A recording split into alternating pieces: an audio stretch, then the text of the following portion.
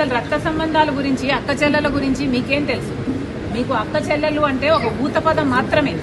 రక్త సంబంధం గురించి, అక్క చెల్లెల గురించి మీరు మాట్లాడితే చాలా అసహ్యంగా ఉంది.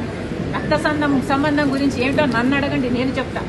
రక్త సంబంధం అంటే అన్న కష్టాలలో ఉన్నాడు కాబట్టి మాట అడగంగానే పాదయాత్రకు బయలుదేరడం.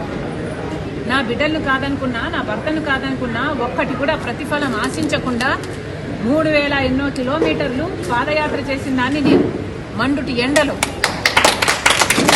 ఈ రక్త సంబంధానికి ఇచ్చిన విలువ నేను.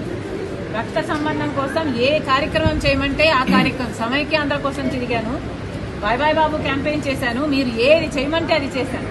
ఆఖరికి జగన్మోహన్ రెడ్డి గారు చేయి చాపి పాపా నీ ప్రాణం నాకు ఇచ్చేయన్నా ఇచ్చేసేదాన్ని నేను. అంతలా ప్రేమించాను నేను జగన్మోహన్ రెడ్డి గారు. అది రక్త సంబంధం. ఇలా రక్త సంబంధం గురించి మాట్లాడేది సిగ్గుండాలి.